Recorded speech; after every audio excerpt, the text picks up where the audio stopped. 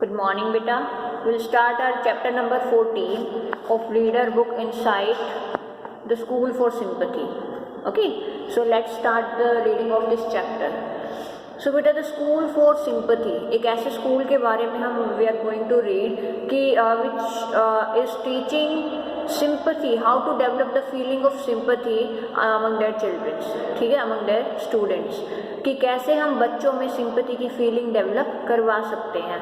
It might seem very strange to you कि हाँ in reality such schools exist, कि ऐसे स्कूल एग्जिस्ट करते हैं, बट हियर विल रीड कि if such schools exist then what could be their teaching method or what could be their education system, through which methods they indulge this feeling in their students. Okay, so let's start the reading of this chapter. What are some of the things that you cannot do without help? So the author is asking कि ऐसी कौन सी चीज़ें हैं जो आप बिना help के कर नहीं सकते हो. The answer might be for most of you कि we can do everything, है ना. See, read the story about a school that made children understand the struggles of disabled people and helped develop sympathy and care for them. कि now the thing is, if you are disabled, कि अगर आप disabled, suppose करो कि अगर आपका कोई body part ठीक से काम नहीं करता है या बॉडी पार्ट है ही नहीं, जैसे कि डिसेबल्ड विकलांग लोगों में होता है, ठीक है, तो अगर if we ask the same question to them कि can you do your all work without any help, कि क्या आप अपने सारे काम बिना किसी हेल्प कर सकते हो, the answer obviously will be no for them, है ना, कि उनकी तरफ से आंसर ऑब्वियसली नहीं आएगा. They need someone to help them और to assist them in each and every work. Okay, so ऐसे ही बच्चों के बारे में हम पढ़ने जा रहे हैं कि जो डिसेबल्ड होते हैं उन्हें किस हद तक दूसरे लोगों की हेल्प की ज़रूरत पड़ती है. और ये स्कूल जो है एक ऐसा स्कूल है जो हमें बताएगा कि कैसे हमारे अंदर सिंपैथी की फीलिंग. सिंपैथी का मीनिंग क्या होता है बेटा?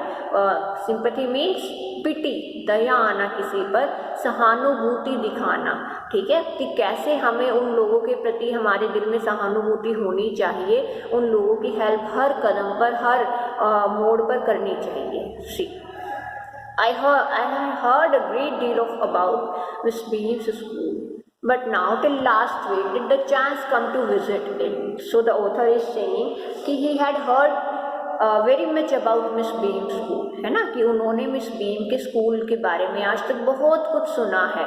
It might be very famous school, जैसे कि आप लोग भी किसी न किसी स्कूल के बारे में, सपोज कोई स्कूल कोई बहुत बड़ी अचीवमेंट कर लेता है, औरों से कुछ अलग कुछ करके दिखाता है, तो ऑब्वियसली उसके बारे में चीज़ें फेमस हो जाती हैं. आप सुनते हो कि हाँ उस स्कूल में ये सब कुछ हो रहा है जो बाकियों में नहीं है. ऐसे ही ऑथर ने भी बहुत कुछ सुना है मिस बीम के स्कूल के बारे में. उस स्कूल को कौन चलाता है? मिस बीम नाम की एक lady. But not till last week did the chance come to visit it.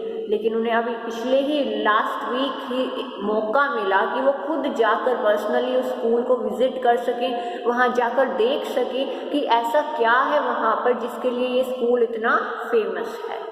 When I arrived at the school, there was no one in sight except a girl of about 12.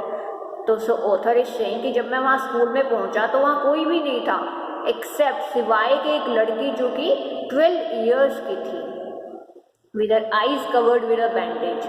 और उसकी eyes किस चीज़ से cover थी? Bandage, पट्टी से cover थी उसकी आंखें. हो सकता है कोई चोट लगी हो उसको या वो देख ही ना सकती हो. She was being led carefully between the flower beds by a little boy not more than 8 years old. Okay, she was being led, कि उसे कोई और रास्ता दिखा रहा था, उसे गाइड कर रहा था आगे चलने के लिए. वो was guiding her, एक 8 साल का लड़का जिसकी उम्र 8 साल से ज़्यादा नहीं हो सकती है. Between flower beds क्या होता है? बिटवीन फ्लावर बेड्स की there might be flower plants in their way, ठीक है, कि उनके रास्ते में हो सकता है कि फूलों के पौधे हों जिनके बीच में से वो निकल कर जा रहे थे. She stopped and asked who it was that had come in. तो वहीं पर रुकती है क्योंकि उसे ऑथर के आने का पता चल गया कि हाँ देयर इज समवन स्टैंडिंग. बेशक से वो देख नहीं सकती है, but her senses works. Okay, तो उससे उसे पता चलता है कि हाँ कोई हमारे स्कूल के गेट पर खड़ा है. And he seemed to be describing me to her. तो जैसे ही वो लड़की उस लड़के से पूछती है कि who is standing there at our school gate, okay, then The boy who was of 8 years or not more than 8, then he was describing the author's appearance to that girl, है ना, कि वो author की appearance को, कैसा author दिखाई दे रहा था कि हाँ एक ऐसा ऐसा आदमी आया है, वो यहाँ पर गेट पे खड़ा है, तो उसे author को डिस्क्राइब करता हुआ नजर आया उस लड़की को. Then they passed on, फिर वो वहाँ से आगे गुजर जाते हैं, निकल जाते हैं. Miss Beam was all that I had expected, middle-aged, kindly and understanding. तो मिस बीम के बारे में जैसा कि मैंने सुना था वो वैसे ही मुझे दिखाई दी. कैसे? मिडल एज्ड, बीच की उम्र की, काइंडली, बहुत ही काइंड नेचर था उनका, एंड अंडरस्टैंडिंग नेचर की थी वो, कि लोगों को समझने में बहुत ही अच्छी थी. We chatted for a little while, थोड़ी बहुत देर तक दोनों, कौन? मिस बीम एंड ऑथर आपस में बातें करते हैं. And then I asked her some questions as to her teaching methods which I had heard were simple. और फिर ऑथर क्या पूछते हैं?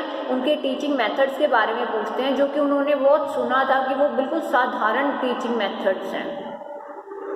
No more than is needed to help them to learn how to do things. Those only of the simplest, spelling, adding, subtracting, multiplying and writing.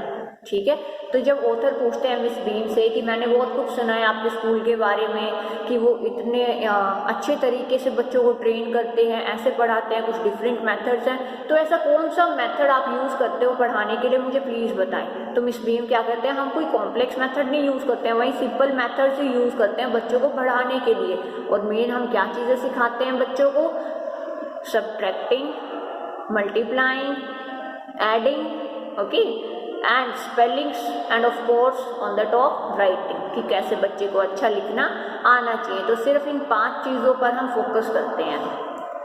The rest is done by reading to them and by interesting talks. और बाकी सब कुछ हम कैसे सिखाते हैं उन्हें? उनके सामने रीड करके, कुछ ना कुछ पढ़ के, या फिर उनसे इंटरेस्टिंग बातों में उन्हें इन्वॉल्व करके, जिस बात में उन्हें इंटरेस्ट आए बच्चे, ताकि हम बच्चों का ध्यान अपनी तरफ फैच कर पाएँ, उसे खींच पाए, ताकि बच्चे हमारी बात को अच्छे इंटरेस्ट के साथ सुने, पूरा माइंड लगा के सुने, ताकि जो हम समझाना चाहते हैं हमारा मोटिव जो है बच्चों तक ईजिली पहुंच पाए.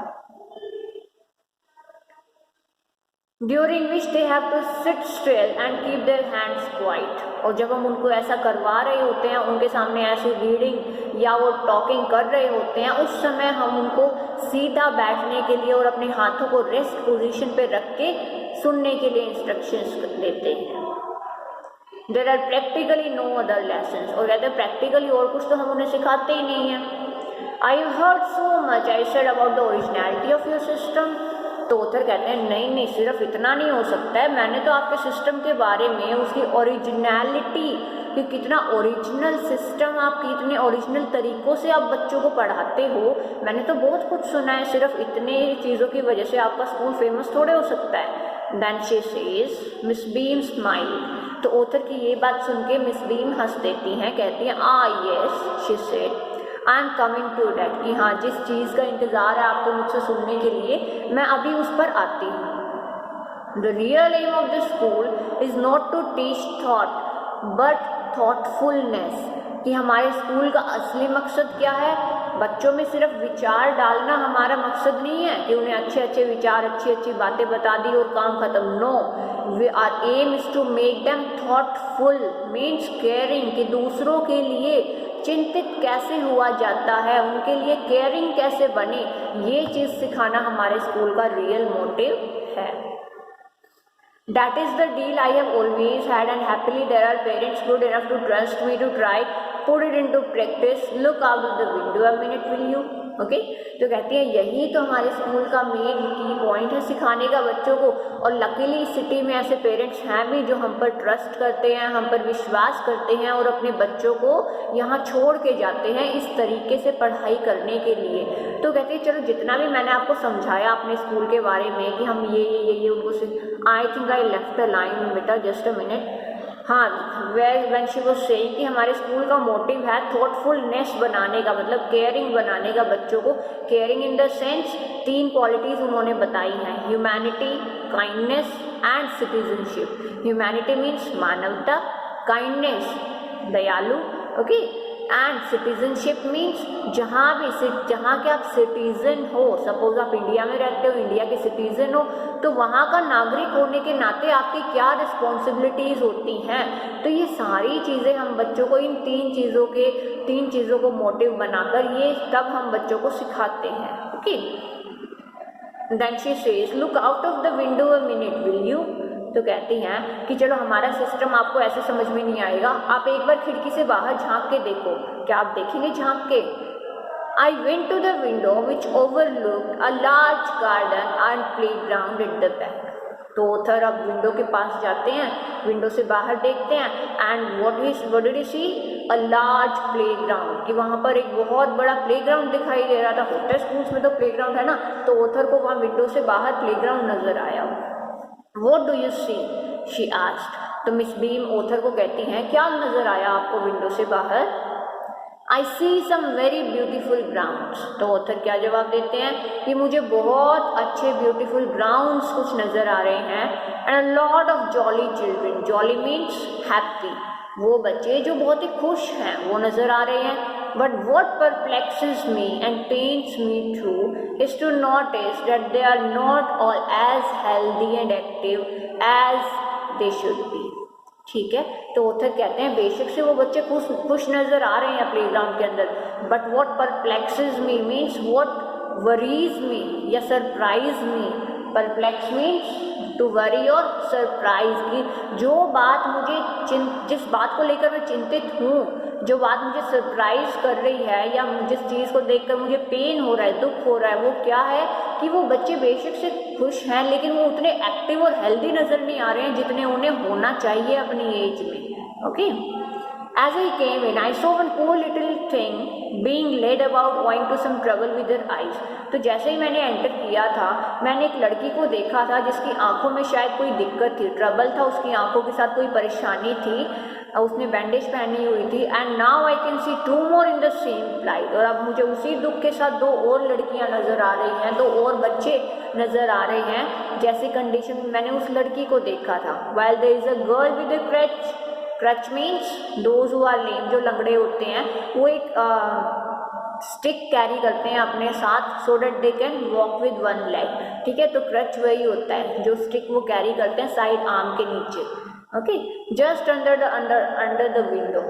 ऑथर कहते हैं कि देखो एक लड़की है और वो क्रच के सहारे चल रही है, वहाँ पर विंडो के नीचे खड़ी है, watching the others at play, और वो दूसरों को खेलते हुए देख रही है। ये उसकी मजबूरी है कि वो खेल नहीं सकती। ठीक है, मिस बीम लाफ्ड, लेकिन मिस बीम ऑथर की ये सारी बातें सुन के भी हंसती हैं। Okay, so tomorrow will continue from here. Try reading this chapter up to here, and if you face any of the doubt or any of the word meaning, you may ask me tomorrow. Okay.